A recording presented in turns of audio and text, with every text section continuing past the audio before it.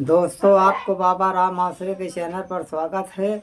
आज हम भूत प्रेत के बारे में फिर से आपको बताने वाले हैं। कैसे आप भूत प्रेत दिखाइए, कैसे नहीं दिखाइए, कितना आप भूत प्रेत के ऊपर आपको विश्वास करना चाहिए, कितना नहीं करना चाहिए, कितना अपने मालिक के ऊपर श्रद्धा रखना चाहिए। वही सारी बातों को आज हम फिर से आपको बताने वाले हैं। आपको गुमराही से बचाते हैं हम, मगर आप बचे या ना बचे ये आपकी मर्जी है। क्योंकि घर में अगर किसी को समस्या पैदा हो रही है, दिक्कत हो रही है, या सर भी भारी भारी पड़ रहा है, या कोई समस्या पड़ रही है, या कोई बता भी रहा है भूत प्रेत, उसके चक्कर में मत पड़ी। पहला काम आप दवा दरमस कराइए। इधर उधर दवा लाते हैं, आपको आराम नहीं मिलता है तो आपको कोई बता देता है चले जाओ भूत प्रेत भी दिखा लो किसी गुनिया के पास।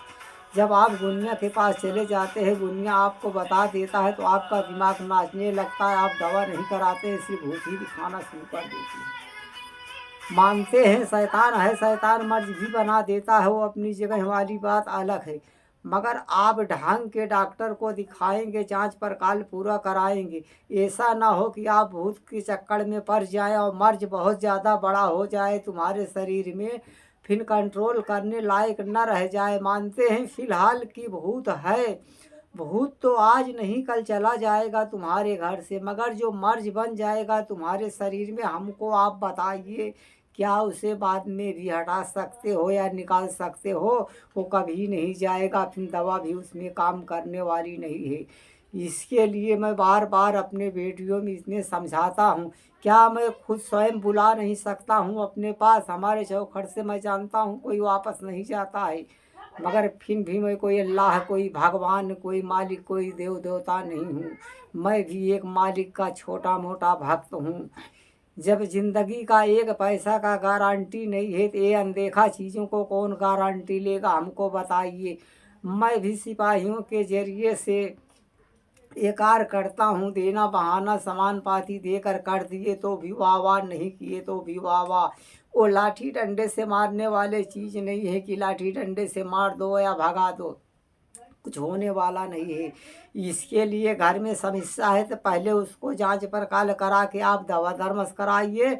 जब कोई मर्ज ना निकले, तुम्हारे शरीर में संदेह हो रहा है, शंका बन रहा है कि हो सकता है भूत प्रेत है, तो उसका भी शक आप जाके गुनिया के पास उसको भी मिटा सकते हैं। गुनिया बता रहा है कि तुम्हारे घर में इतनी बीमारी है, तो आप उसको कहिए महीना 15 दिन के लिए आपका जो भी खर्चा लग रहा आप लीजिए, हमारी बीमारी को व्यवस्था कीजिए। जब हमको आराम रहेगा तो अगला कदम हम उठाएंगे, नहीं तो नहीं उठाएंगे।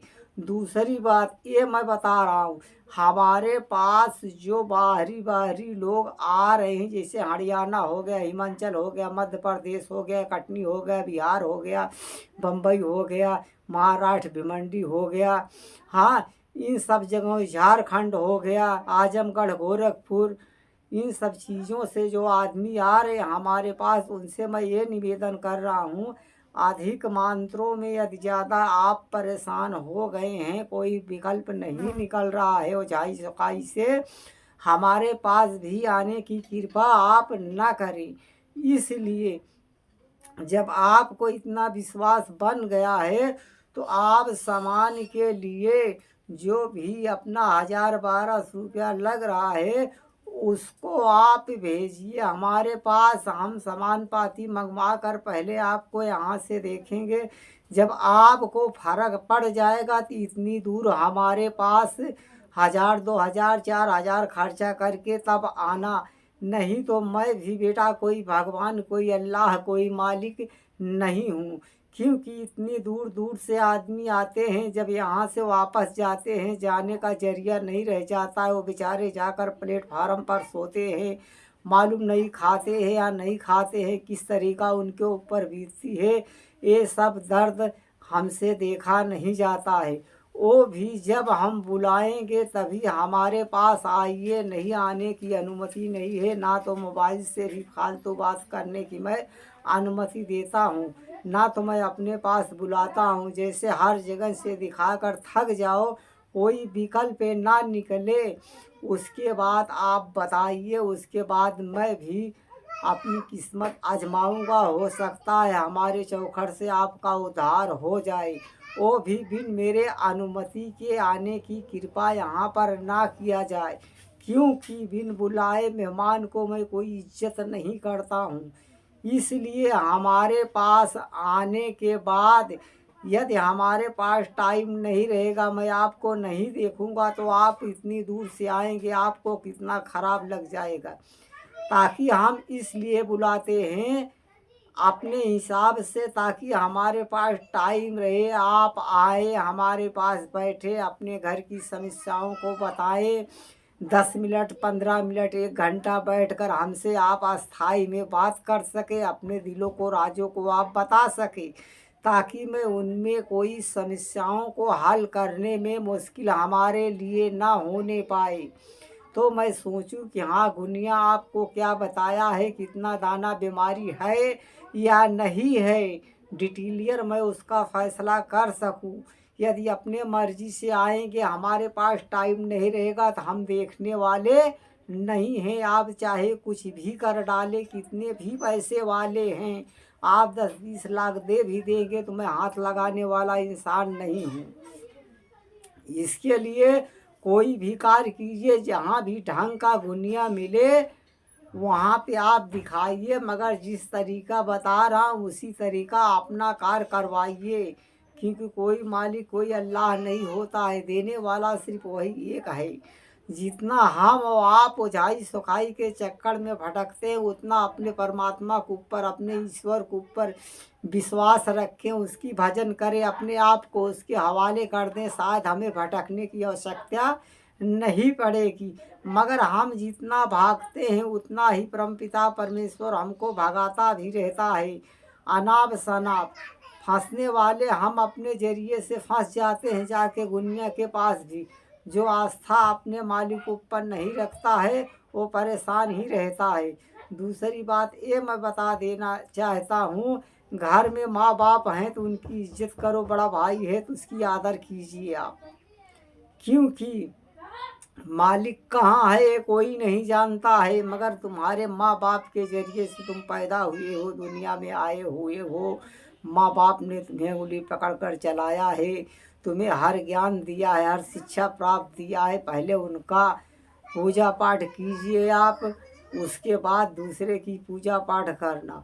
और माँ बाप के लिए भी ये मैं प्रार्थना कर रहा हूँ, सबको घर में हैं तो एक ही निगाह से सभी बच्चों को देखें, ये नहीं 2 निगाह से देखें। वो माँ बाप के अंदर भी बहुत गलतियाँ पाई जा रही, इसके लिए उनसे भी मैं विनती कर रहा हूँ कि अगर 4 औलाद हैं, चारों को एक निगाह से देखा जाए ताकि फासले ना पैदा हों। माँ बाप के लिए है और बच्चों के लिए है, जितना हो सके माँ बाप जब तक हैं समझ लो लूट लो खजाना है, समझ लो तुम्हारे मालिक तुम्हारे साथ हुआ। क्योंकि जो माँ बाप को मालिक खुद भी कहता है, जो अपने माँ बाप को नहीं हुआ, जो माँ बाप 9 महीना अपने कोख में रखते हैं, पालते हैं, जन्म देते हैं, 3 करके पढ़ाते लिखाते सब कुछ हैं, जब वो बच्चा अपने माँ बाप को नहीं हो सका तो भला हमें क्या होगा। वो क्या मेरे पूजा पाठ के लायक बन सकेगा, नहीं बन सकेगा। इसके लिए मेरे भाइयों ज़रूरत है तो पहले अपने माँ बाप की खिदमत करने की ज़रूरत है। यदि कोई परेशान है तुम उसे परेशानियाँ उसकी हल कर सकते हो, किसी चीज़ में सहायक बन सकते हो, उसकी सहायक बनिए।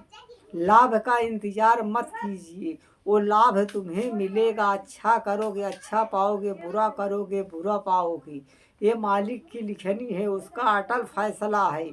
यही सब तो मालिक देखता है, किसके दिल में कितनी मोहब्बत है एक दूसरे की। ये नहीं है कि किसी की रोजी रोजगार में आप बाधा डलवा दे रहे हैं किसी के कार में आप बाधा डलवा दे रहे हैं, किसी के घर में भूत ठेलवा दे रहे हैं।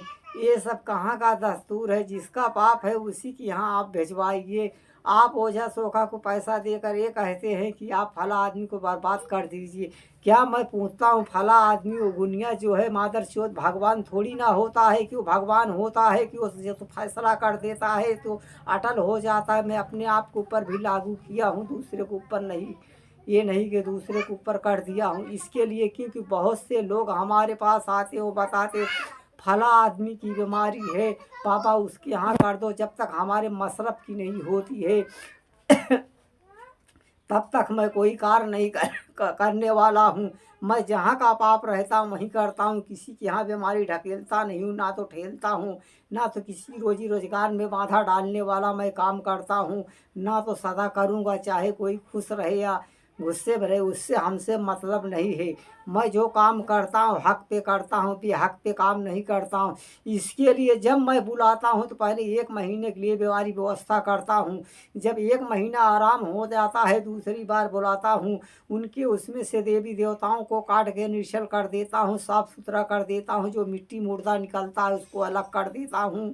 भाई अपना मिट्टी मुर्दा लीजिए, चाहे बैठाइए या कुछ भी कीजिए, उससे हमसे मतलब होने वाला नहीं। जो पटीदारी या कड़कदारी मामला चल रहा है उसको मैं कड़कदार के यहाँ भिजवा देता हूँ। ये नहीं कि शक के जरिए कोई कार्य करो कि हाँ फला आदमी कर दिया, नहीं ऐसा नहीं है।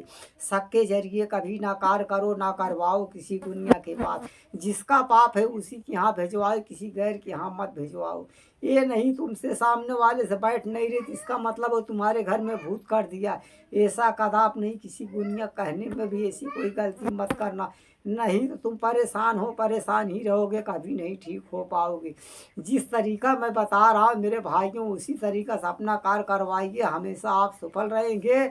हमारे वीडियो जो देख रहे हैं हमारे भाई, उनके लिए मैं प्रामाणिक से प्रार्थना करूंगा उनकी हर बिगड़ी बनाए। वो शैतानी बलाओं से यदि परेशान है तो मालिक उनके घर से शैतानी बलाओं को दूर करे, उनके रोजी रोजगार को बरकत दे, उन्हें सही मार्ग चलाए, उनको सही रास्ते पे लाए, अपने भजन करने की उन्हें काबिल बनाए, वो सही ढंग से रहें, उनके घर गृहस्थी में कारोबार में बरकतें हों। सबका मालिक एक